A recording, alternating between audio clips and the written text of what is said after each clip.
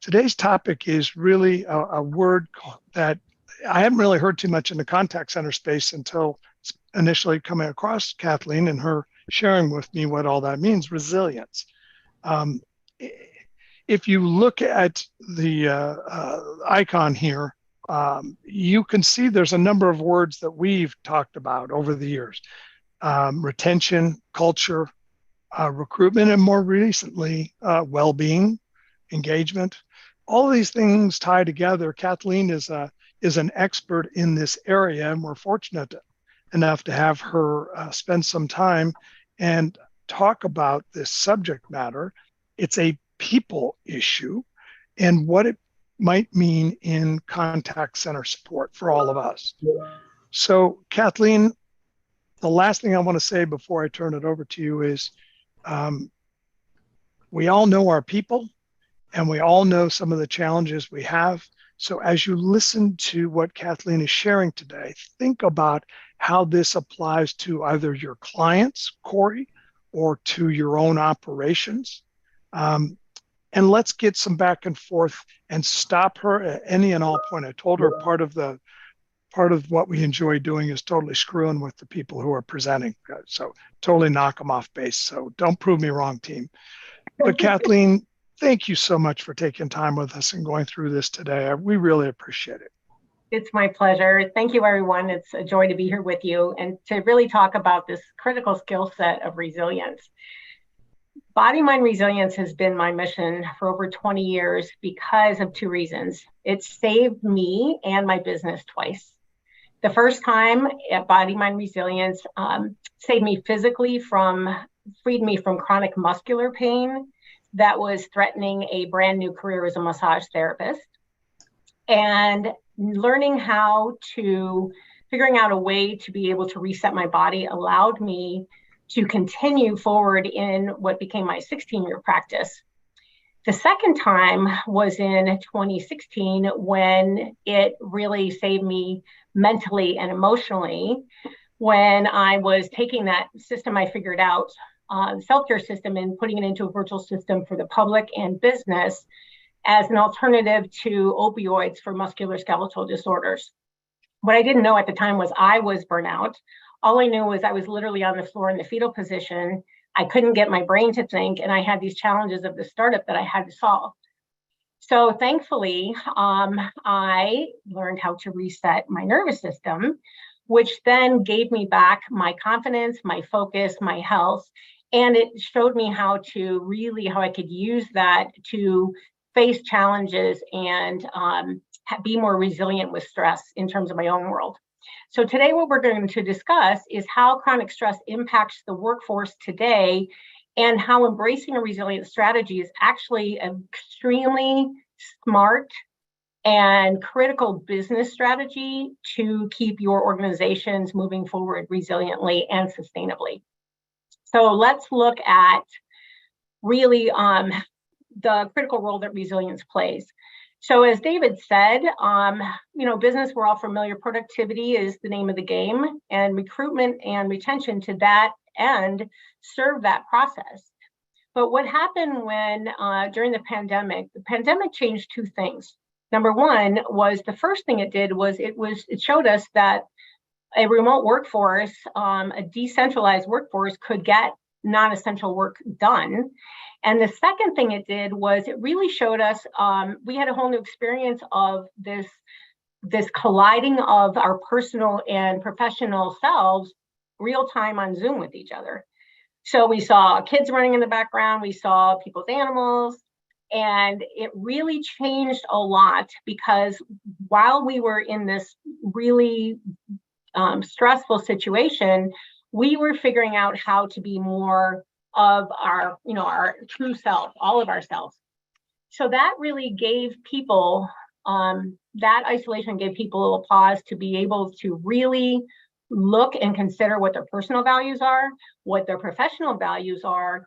And it really shifted power more to the workforce, because now it was the workforce with the Great Resignation asking, what are you offering us? I'm judging you, organization. What are you doing and providing for my, I care about my well-being, my mental health, culture, and DE&I, right? Diversity, equity, inclusion.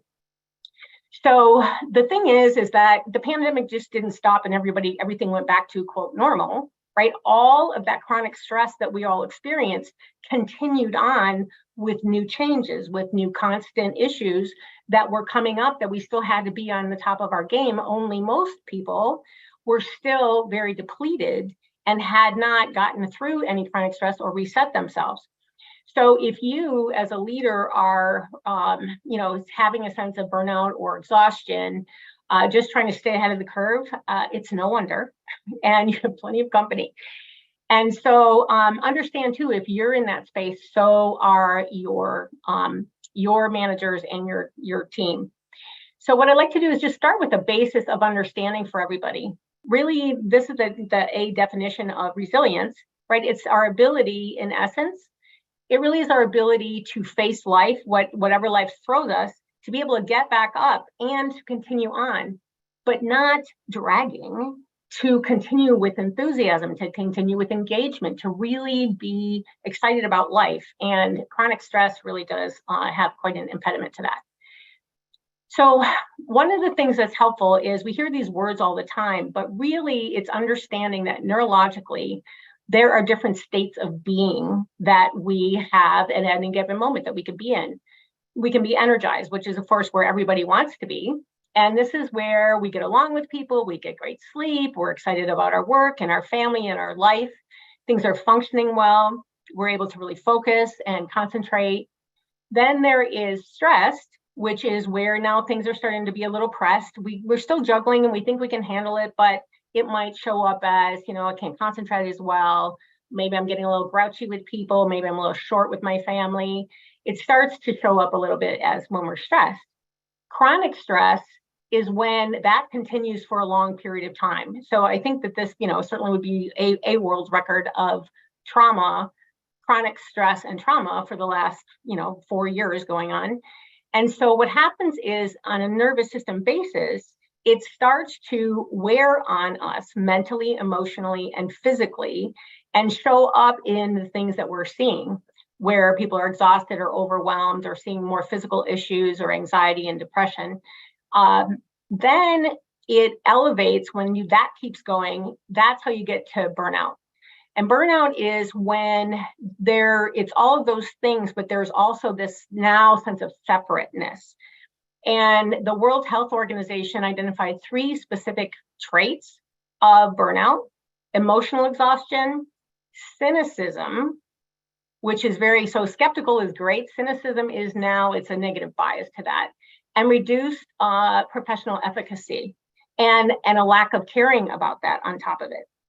So when we start to see that these are aspects of our nervous system, it's really helpful because A, we're all in it, we're all individuals, and our organizations are made up of individuals. So what I'd like to find out is, David, if you put this first poll up, everybody, has been dealing with whatever we've all been dealing with. So I'm going to ask you if you would be open to answering this poll and just think about yourself in the last 6 months to a year, but say last 6 months, what has been your predominant state of being? So this is helpful. There is a reason why we're asking gender for this specific issue, and you'll see in a minute. But it's really important to understand. So it's good that we have a number of energized people there. So yes, so we're seeing that it's about almost at 47 and 50%. I'm pretty equal there. And then percentage-wise, we have what? I'm looking at 14 of 32, 44% are energized. Okay, so the reason why I wanted to check in on this is twofold. Number one, it's good to understand where sometimes we're so busy doing everything outside of ourselves, we don't ever check in with ourselves to even know where we are. And awareness is the first factor of everything. And then the second is I would like to I wanted to pull this group to see where you are relative to the polls that are going on around the world, which we'll talk about next. So this is how, these are the numbers of what's been going on. This is the McKinsey 21 report, and then I'll talk about the update to it. But basically what it demonstrates is that when you look at between 30% and 50% exhausted, chronically stressed, and burnout. And we can see that women typically are have higher levels of burnout and stress, 40% of whom are considered leaving due to burnout. And this is not surprising, but it does make a lot of sense when you consider that not all, but most often women are the ones who are doing the additional, doing a heavier lift at home in terms of the family, in terms of the just household, as well as also tendency in terms of data shows that women leaders are more tending to do the work of the DE&I. So the extra initiatives, the non-performance initiatives, they're also doing that. And the update of that is that executive women are now at 56% burnout, according to the 22 report. And that's about 12% above men. So 44% burnout and 56% burnout. You're talking about half of the population of this poll is burnout. So this is significant. This is people's brains are not able to, people can't be and do their best, obviously, when they're burnout. So let's talk about what the numbers are on the workers. Now, this was just done. This is Gallup. This is the 2023 report. Regional numbers are US and Canada. So when it comes to their poll, regionally stressed workers, there's 52% US and Canada, as to global 44%. Disengagement is now separated between quiet quitting. So those are the folks you don't know that are thinking about leaving, and then the loud quitting, which is they're the ones that are definitely vocal about all the things that they're not happy about and what's going on for them. And you can see that a little bit, 52 versus 59, but pretty close. This number, 47% regionally intending as in actively looking for a new position, to 51% globally. So there's a huge cost to that, which is 8.8 trillion or 9% of global GDP. So now, David, is when we want to do that poll, and we're going to just ask, I'm curious to see if what your experiences are. Are you near those numbers? Are you like higher, lower, or perhaps you don't know? You haven't ever, looked at that yet, or you're not sure, but let's just get a sense of where you guys are. Okay. So 48% higher, lower on the quiet quitting, and lower on the loud quitting. So, how's that compare to what you were thinking? Is this group of contact center and support leaders different? And if so, why? Yeah, what makes me curious is that if there's higher, right? If it compares that it's higher, that stress workers are higher, but it looks like the attrition or the disengagement numbers, the quiet quitting and the loud quitting, the disengagement numbers are lower. So that's good. So by that, my interpretation would be, so they're still there, right? They're not gone, they haven't left, or they're not, they're, better in that sense. But it's important to notice that, the stress part is a warning sign. Right. So that's really what we're really looking at. The idea is to understand what's going on so that you can then change it. Right. So you can proactively put together a strategy and an understanding of how can leaders support themselves? How can you support your managers and your people so that they don't end up as those statistics? So you don't go through the process and all the cost of having to replace people and all the disruption to business that happens when people leave. So that's helpful. I wonder if attrition is higher now, because if I'm reading that right, it looks like that number is attrition's stable, but the conditions are stressful. Is that right? Right. Do I have that right? Right. That's how I'm seeing it too. Yeah. And I wonder if we go pre-pandemic, if the stress is down, but perhaps the attrition is up a little bit. I don't know. Maybe I'm misreading this, but it's kind of like this. That's the nature of the beast. So I'm stressful. If I leave this job as a manager and I go into the same environment, stress is probably going to be the same. So why am I leaving? I'm seeing it that way. I don't know. Any other thoughts from the group? All right, I'll take this down and see if did anybody say anything in the chat? Does anybody have anything to add about that? Loud quitting is what Michelle is offering up. Dan's comment, he says, loud, I would rather hear the issues. What would you prefer than and that need to be addressed than having to guess at them? So Yeah. there's a lot of depends. I think people are, throw your thoughts in there about attrition. I'd be very interested to hear what people have to say about that. Yeah, well, actually, let's talk about this next thing, and that's right where we're going. Right. So, no kidding, we're right here. So, what's interesting is in surveys of employers typically rate like the number one reason or the top three as financial, right? Money is the reason why people leave. When MIT did this study and followed up again this January, the number one predictor of attrition is actually a toxic corporate culture. So 10.4 times more important than compensation. And the top cited elements of that, what comprises a corporate toxic culture is failure to promote DE&I, workers feeling disengaged, and unethical behavior. And what we're going to see is these actually tie into chronic stress in a second. And the other big piece of that is trust. So there is a disparity. 1 in 4 employees don't trust their employer, but the belief of employers, they overestimate workforce trust by 40%. So that is a significant gap. And when you look at that, feeling disrespected or unethical behavior, those are aspects that they are connected, which we'll see in a second. So this is where we do want to ask in the chat box, are retention and attrition issues for your organization? And what are your thoughts about that? What are your thoughts about these numbers and the idea that toxic culture could be a bigger influence on people leaving than all the other great stuff you do? So you're all part of the toxic culture and you don't want to admit it. Okay, I get it. We're not quiet quitting. We're just thinking. Excellent. Fair enough. Excellent. While you're thinking, let me make a point about the quiet quitting. So actually what that means is quiet quitting is these are people who are actually looking for leadership, who they are looking for the answers. They're looking for leadership to step up and do the right things.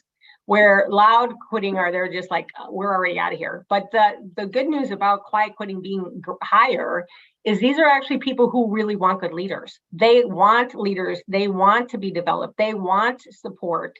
They want to participate and make their organization better. And they're not getting the leadership to do it, which makes them go, really, do I want to stay here? A couple of comments in the chat. One comment about which may speak to, hey, it's very stressful, but I'm not going anywhere. His comment from Brent was, hey, it could be financial, keeps them in place. Or, as Paula points out, is it going to be any better if I go someplace else?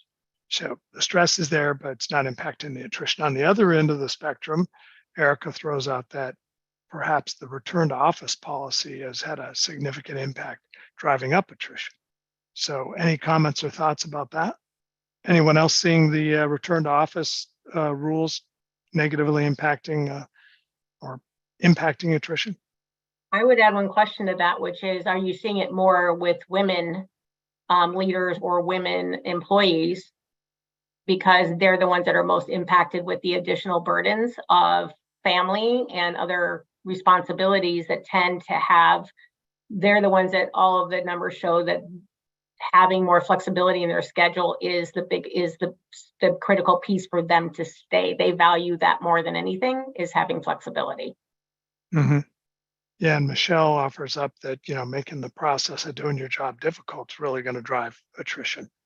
And there's been a lot of conversation in the last several town halls about process improvements, especially if we're going to have a new hybrid work model. Yeah, there's a lot to consider for sure. David, I see in the comments a lot on, return to office is a big issue. And I think that, everybody hears about this stuff. And I think it is reflective of sort of a perception that, senior leadership lacks empathy, and empathy is something that's talked about a lot. And it's one of those things where it's like, that's just the contrary to empathetic sort of approach to flexibility for employees and things like that. So I look at this slide and I say, okay, 1 in 4 employees don't trust their employer. And what is the types of actions on the part of senior leadership that are, making employees feel that way? And that's probably one of them.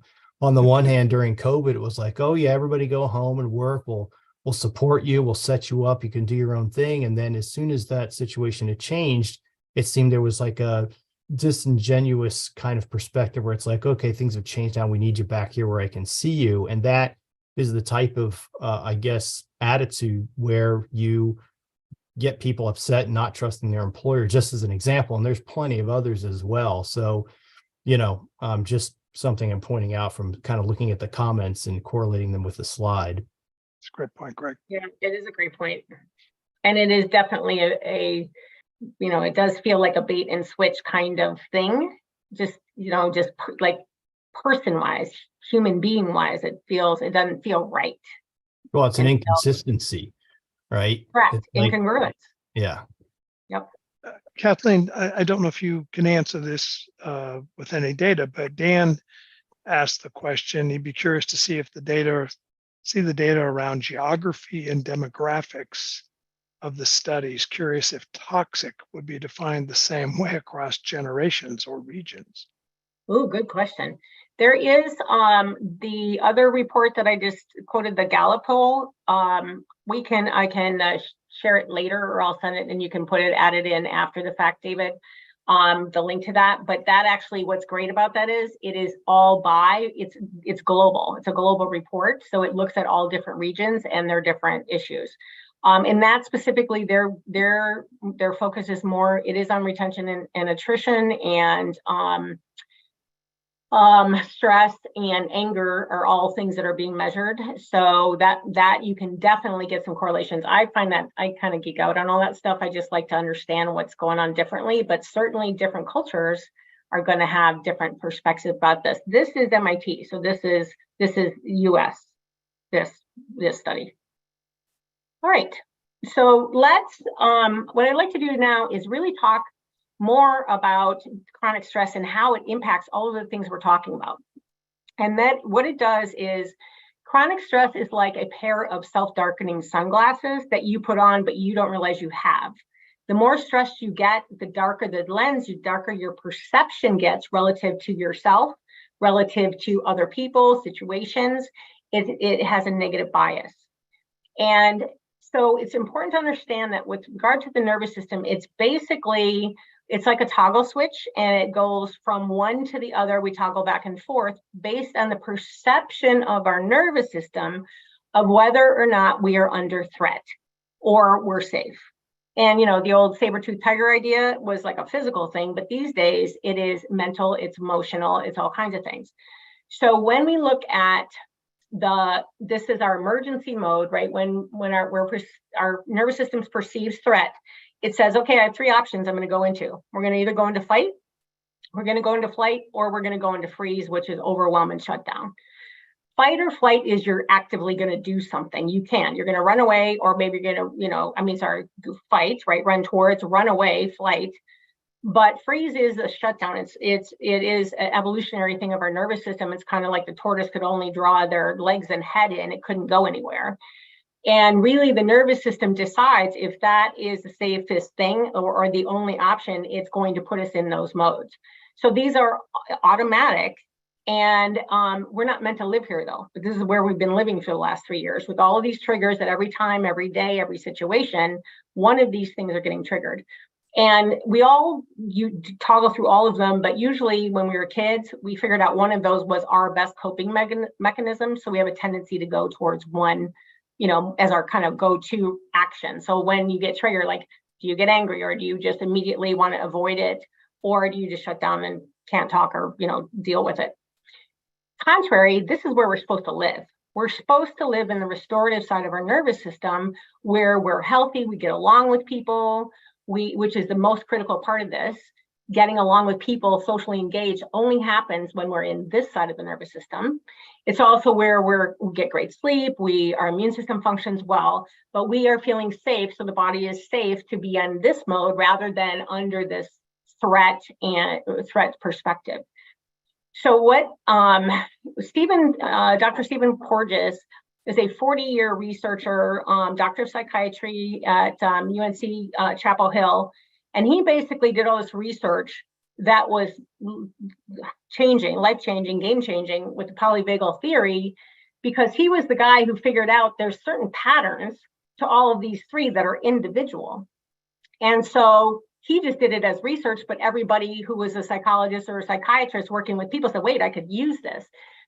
Trauma body workers, people with trauma, all said, oh my God, this guy's got this figured out. So basically what it is that chronic stress puts us in these predictable patterns that are biased negatively in how we think, how we feel, how we act, and then how it shows up in our health or lack of health. So let's look at this. So gold is fight or flight, red is freeze, and the white is all. So what we see in chronic stress, our tendency as just human beings with a nervous system is to make hasty decisions. Skepticism becomes cynicism. And then on the flight side, we tend more towards worry. Freeze, you can't make a decision to save your life. And then impaired judgment and memory issues and negativity are all part of this bias, the sunglasses, darkening sunglasses that we are not aware is going on, but we're not aware, but other people sure are. So now this is how we're thinking. And now it then chemically starts these feelings. So fight is more anger, irritability, and frustration. And then flight is more anxiety and panic attacks. And freeze shows up as apathy, depression, overwhelm, and hopelessness. So what we can see is those are very different, right? These are the first ones are all going to do something, and the other ones are doing nothing and leading to more serious things. But again, these are patterns of the nervous system that happen when your nervous system starts, I'm just going to say fried, right? When it's getting overburdened and overstressed without having any relief. So now we're thinking it doesn't feel good how we're thinking, and it certainly doesn't feel good. So now we're going to look for some way to get rid of all that because we don't want to feel this bad. So we're going to do something. And this is just reactionary do something. So we see with fight a lot more aggression and hostility. Overeating could be both, right? Just like we're going to stuff. I don't want to feel this. I don't want to think about this. I'm just going to stuff myself with whatever. Where freeze is loss of appetites, which is interesting because not just physical appetites, but appetites for enthusiasm, for engagement, for work you love, for hobbies that you love that you're like, I don't even care about that right now. More withdrawal and isolation. And then insomnia is a common behavior of it. And then substance abuse is really, when you think about this, it really helps to look at it in a different light because people are just simply trying to feel better. They're looking for something to numb themselves. In our society, we haven't been taught how to reset ourselves and re-regulate ourselves. We've been taught, oh, you're not feeling good, take this, drink this, do this, binge on, Netflix. You're doing something outside of yourself. We've been trained to do something outside of ourselves instead of doing something to change our own regulation. So now, and we've certainly seen, the aggression and hostility in people punching out each other in the airports. But when we look at it in business, where it shows up in is in the numbers with regard to bullying, to microaggressions, and more gossiping, backbiting, like territorial nature. That's another way that it shows up. So here are these beautiful bodies that we've been gifted with, and they're the ones that are the container that are now holding all of these chemicals of our thoughts, emotions, and behavior. It shows up as in more headaches, high blood pressure, frequent infections because your immune system is suppressed, cardiovascular disease, chronic tension and pain are more for fight or flight. Interestingly, the opposite for freeze, for shutdown, chronic fatigue, low blood pressure, and diabetes too are linked with freeze. And then everybody gets to have all the fun of the gut issues and the weight issues. But when we think about it, the joke was the COVID-20, but honestly, there's a reason for it, right? Because the body is now contending with all this. So what is so helpful about understanding this is instead of judging other people or judging ourselves, it's a recognition like, oh my God, like, how stressed am I, or how stressed is my coworker? How stressed is this person who just said something ridiculous that I couldn't even believe they did it or reacted in some way? So what it does, it gives us room for compassion for ourselves and others. And it also proves one thing, which is that it is all one health. There is no separating mental health from emotional health, from behavioral health or physical health. It's all one health. And I think for me personally, what I would say is the biggest blessing that came out of COVID is that it helps to reduce the stigma about mental health. Mental health is not different than body health, although we just haven't been taught how to work with it, or to be able to not be fearful of it. But it's all one health as individuals. And then you extrapolate this. And now you look at it and you say, okay, I have a whole organization of people who are all experiencing their own version of whatever that is. And so now we see that people's behaviors show up in attrition, show up in lack of productivity, show up in wanting more culture, wanting more well-being, wanting more diversity, equity, and inclusion, because inclusion is trust, and inclusion is a sense of belonging or of feeling safe. So when you look at this, it starts to make some great sense, like, wow, what if I just started working on resilience and made that the number one thing, the number one strategy across the company, that we now did this, because what it's going to do is everybody is going to be healthier, mentally, physically, and emotionally healthier, to then be able to bring their best selves to the table. And now we can collectively address all these issues all the changes, all the aspects that are really critical to being able to move forward in business today. So here are a couple key components of our resilience strategy. The first one is, it's basic, but low-hanging fruit: mitigate toxic stress. What does that mean? It means ask your folks, what is, where are you on the energized scale? And then also, where do the areas have the biggest frustration? What gives you the biggest areas of frustration?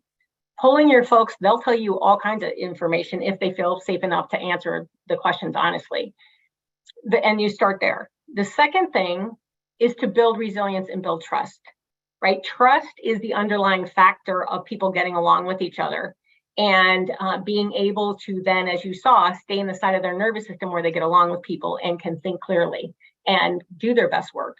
So building resilience in terms of, actually, is that a part of your program? Do you have aspects of that? But the more you build resilience, the more you build trust, the better all those other pieces work.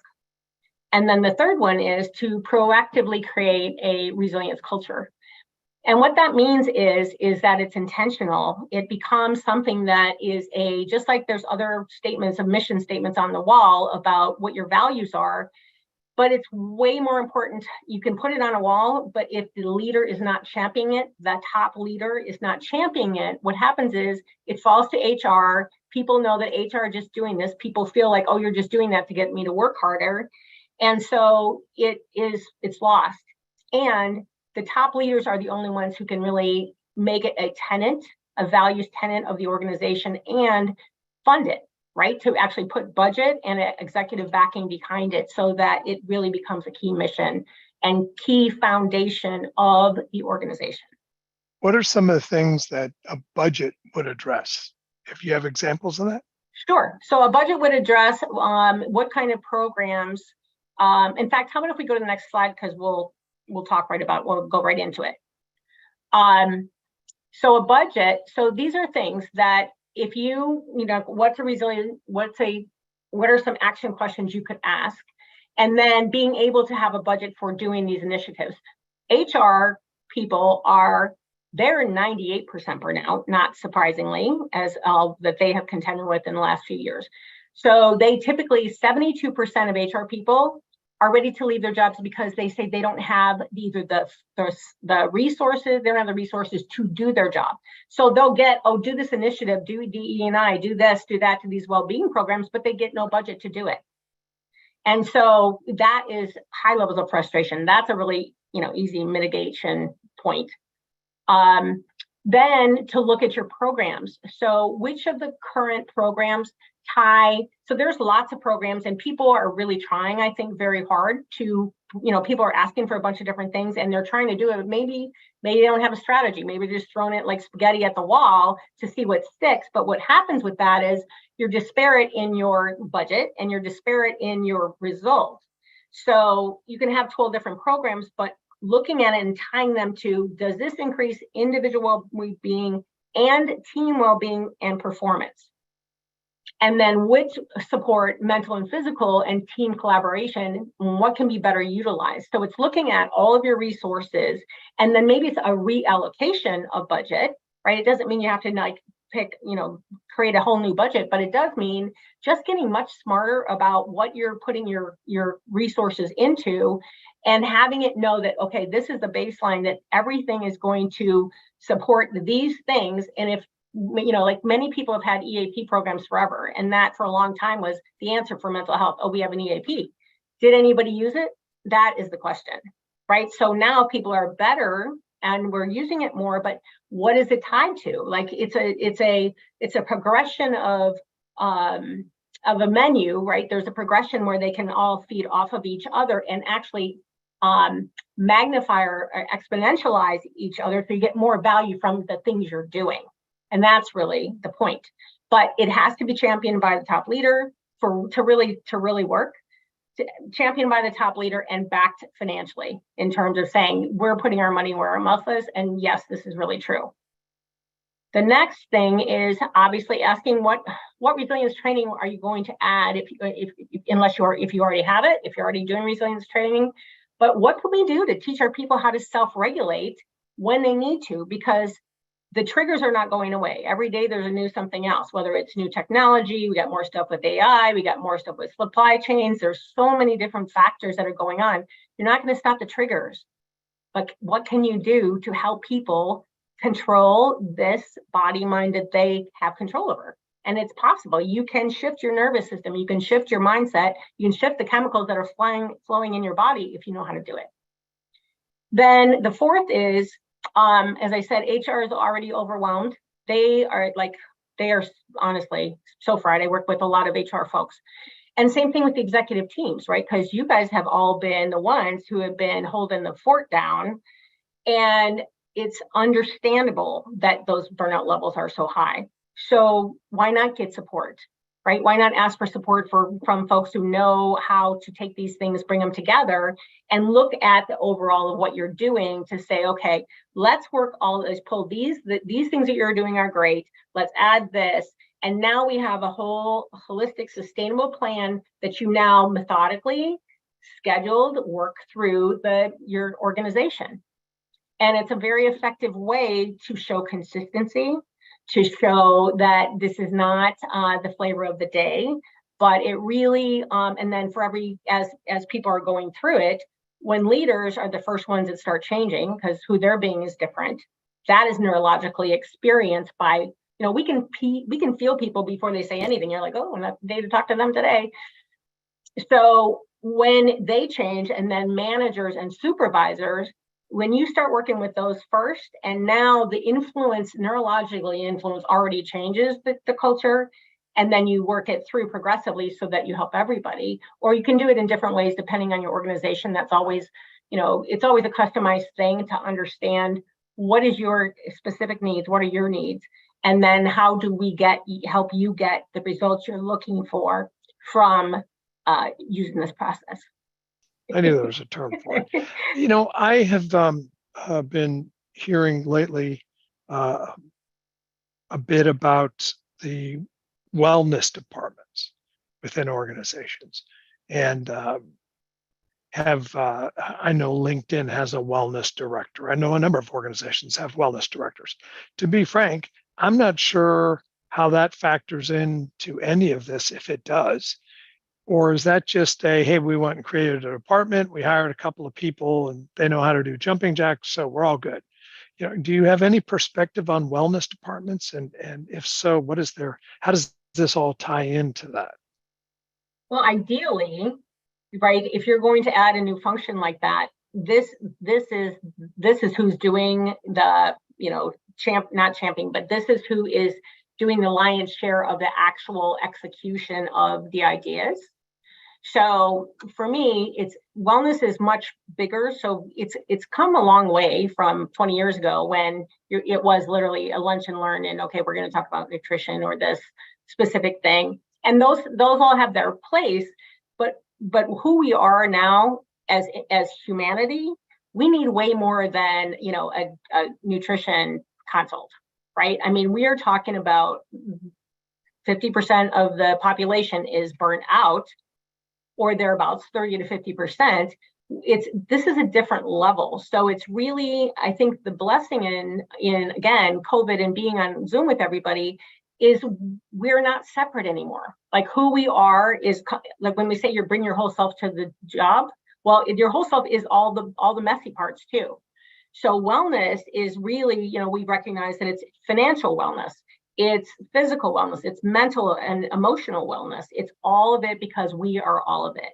So ideally, a director of well-being or that, you know, chief well-being officer or whatever, you know, titles and descriptions are given, is they have the backing of the C-suite. They have the backing of the top executives who are saying, we are funding this, because if it's another one, which is we have it in title only and no, you have no budget and no, you know, yeah, you could do what you want, but you don't really have any money to do it. Or I'm not really backing you, but go ahead. That is going to be a waste of money.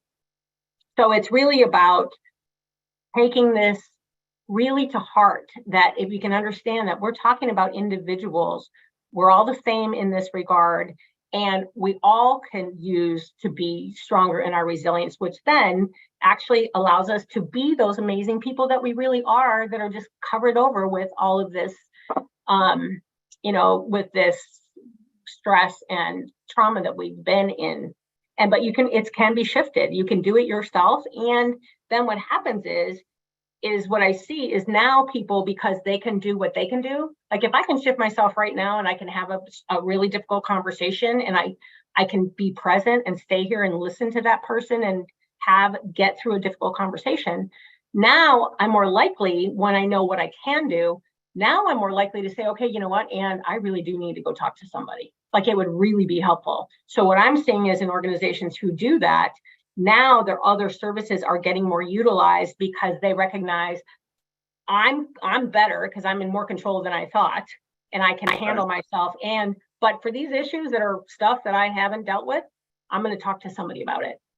And so it really opens a dialogue and allows people to just be more authentic in who they are and what's really going on. Seems to me that just opening the door and allowing for that is a big first step. And I think that kind of dovetails with Amaya, what you just posted in the chat. You want to extend or expand on that thought, Amaya? Hi, yeah. So, you know, having a program or a department to come in is definitely helpful to get things moving, right? But culture is my passion, my degrees, all of that. And so I'm very cognizant of when the leaders do not authentically adopt the things that the amazing things that you're talking about, Kathleen, or anything, it doesn't stick. It doesn't take. It's a bunch of this. People know it, they feel it. And if there's a culture that already has the flavor of the month without authentic leaders walking the talk, it's more insulting than anything else, right? So, you know they say, you know what runs downhill, right? So the space that the leader holds creates the space for the entire company. So you got to walk it like you talk it, or just don't even pretend, don't even try. So I'm thinking here, go ahead, jump in. Go ahead. I was just going to say that the one thing that Kathleen had mentioned was just that, you know, having budget for certain things. You know how much it costs for, you know, leadership to be authentic? Zero. Being consistent costs zero. Being honest and empathetic costs zero. Recognizing people doesn't cost any money. Empowering people does cost nothing. So I think Amaya's point is number one. It's paramount. So I'm looking at two environments here. Kelly, get ready with your unmute button, and Candy, you too. So we've got, just to me, these are perhaps extreme situations. So one in being the U.S. Postal Service and one being Texas Workforce Commission. Just as soon as you get the words out of your mouth, Texas Workforce Commission, stress level goes up. I mean, it's already baked into the equation. How would these ideas go over in those environments, in your opinions? Kelly or Candy. Kelly, go first, please. Yeah. So I think Amaya just summarized it the best, is that if you get the leader there and you can get the leader engaged on that, I think that these ideas can really soar. I think that for a place like the Postal Service, it's done facility by facility.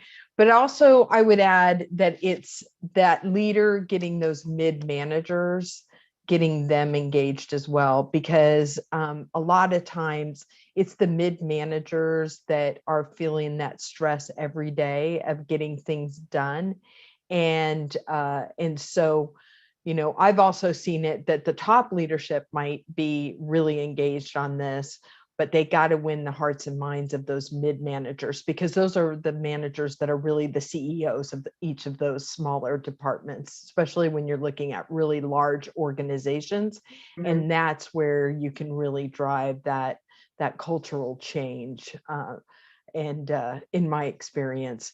But to Maya's point, if you don't really make the right investments, programs like this can be your number one disengager, because people just can see right through it. And so you really got to make sure that those top leaders, as well as those mid-managers, are really engaged and really believe in it. Kelly, can I add to your point, because I think it's so important? Middle managers, I call it the stress sandwich. Yeah. Like they are literally in the stress sandwich, where they're getting, here's our initiatives, here's what you have to get done through all the people that you are now working with face to face. And so they really get a double squeeze in that. And the thing is that, Amaya, to your point, who a leader is being is the culture. Who they're being neurologically, who they're being is the culture. So that's why it's so critical. And when they physically shift, they can feel it because it's neurological. So they can actually what the heck just happened? I'm feeling different. And Kelly, when you're talking about those middle managers, they're the ones that are critical because they are also the culture, right, at that level.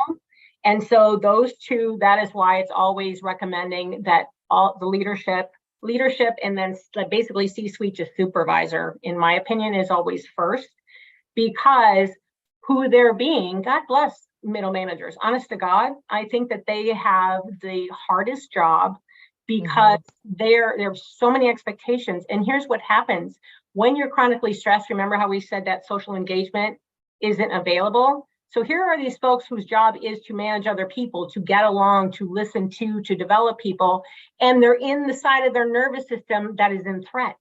They don't even have access to that, and here they are. That's what they're being measured on.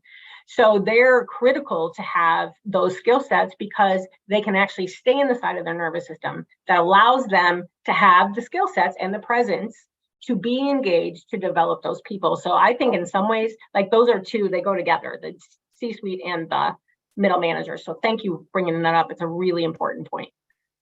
Candy?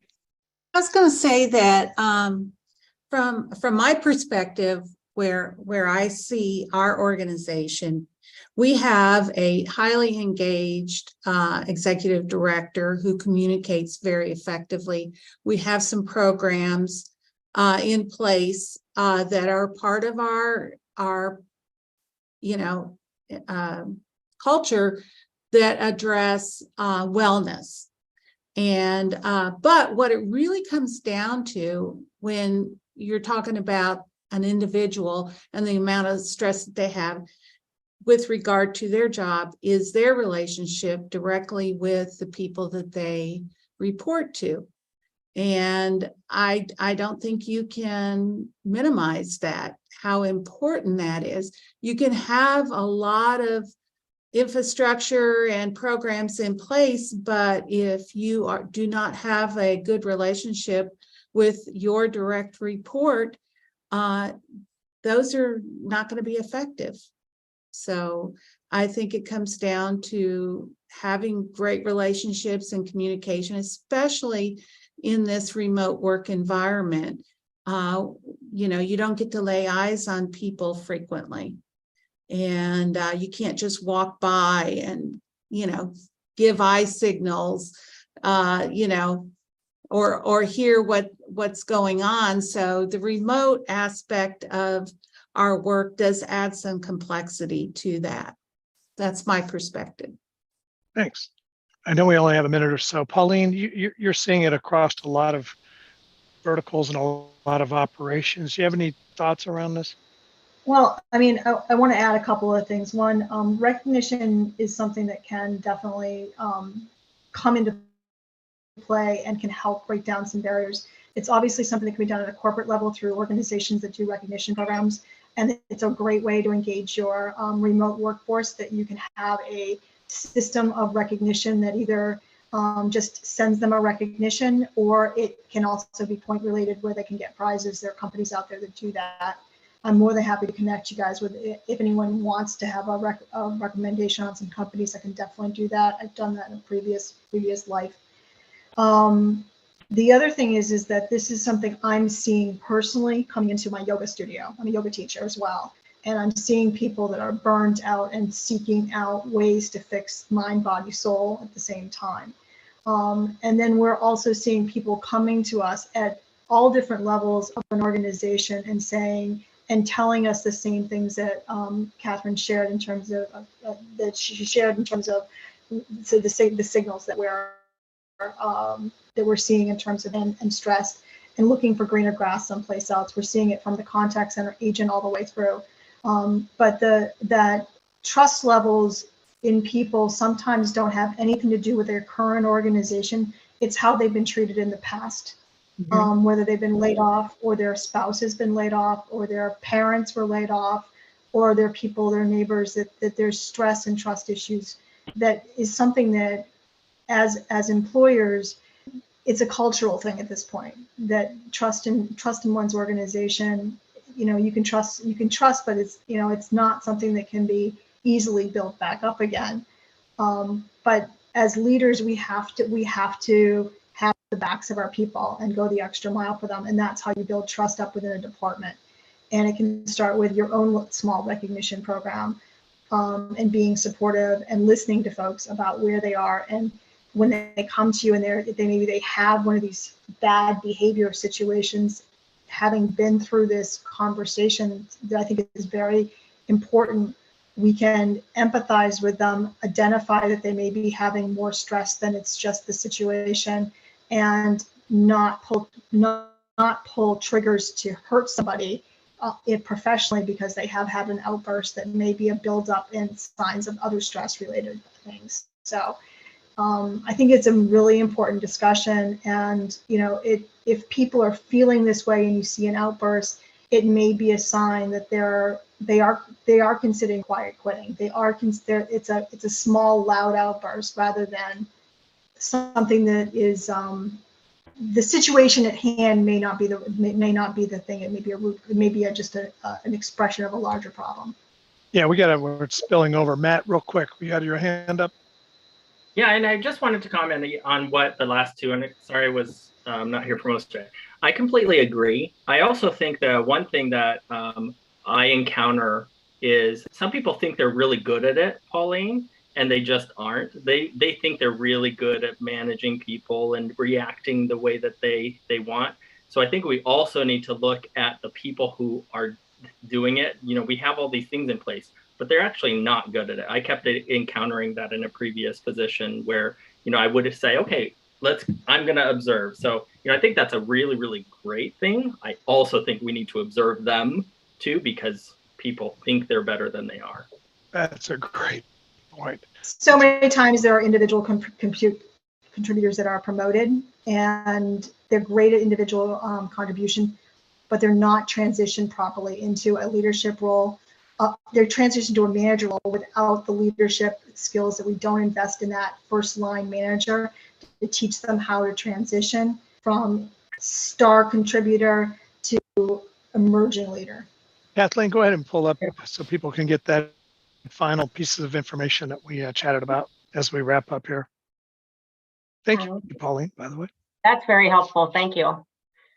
So if you would like to have any support on strategy or resilience and training support, you can connect with me. You can just use your QR code and put your phone on this right here. And then I will also add it into the chat. The feedback survey is just simply, I'm asking you, how was your experience today? And then just to get your feedback, I always really like to understand and know what benefits you receive out of what I've shared. And then also, if you want to be connected, and if you want to schedule a conversation, we can do that, and you can put that in. And you can take a screenshot of this. And then in the chat, I will put in here's the link as well for the survey.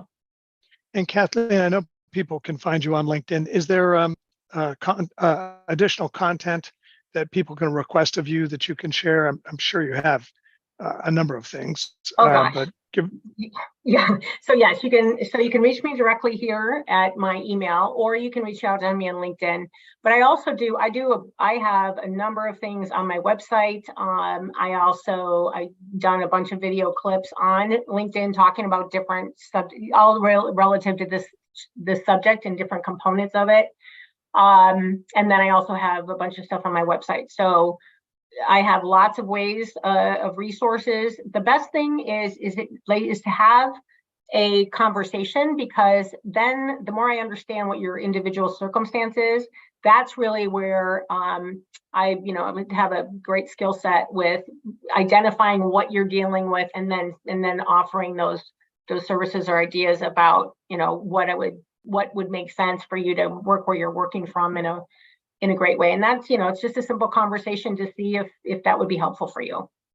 Yeah, for those of you who know the membership and the way we roll, we wanted to take a big step forward on this subject. We've talked through the last few town halls and nibbled around the edges of this, but it is so important. And so many of you privately have shared with me some of the things, and I'm sure with you, Lon, as well, some of the things you're dealing with, and it's really unknown and uncharted waters. So that connected us to Kathleen. We took a little different approach to town hall today, and we're going to ask Kathleen if she wouldn't mind staying engaged with us as a consultant, so that she has access to your questions. So that's our game plan right now. But we're not letting this subject go. So many of you put in the chat session, great topic. I don't think we cured anything today, but I think we took a big step in opening up the conversation. And it's just so darn important, because we can easily get caught up in, well, if you just upgrade to 2.0 on the WFM, everything is fixed. I mean, it's just, it's not a tool solution, it's people. And I thank you, Kathleen, for taking time with us today as a group and really sharing the perspectives and experience you have and get us all thinking. I really do. And for those of you who contributed today, as always, thank you so much for your contributions. The recording will be available both through the Slack channel initially for all the members, and then ultimately will surface to the website. And I will tell you that we're looking, so any of you that have content beyond Kathleen, we're looking for more articles and contributions, content that you can share with us, so we can continue to extend this conversation. And I think it's going to be something that we are talking about 3 to 4 times a year through town hall. So thanks everybody for your participation. Sorry we ran over. That's not our norm. Kathleen, great job today. Thank you so much. Thank you so much, everyone. It's been a pleasure. Thank you.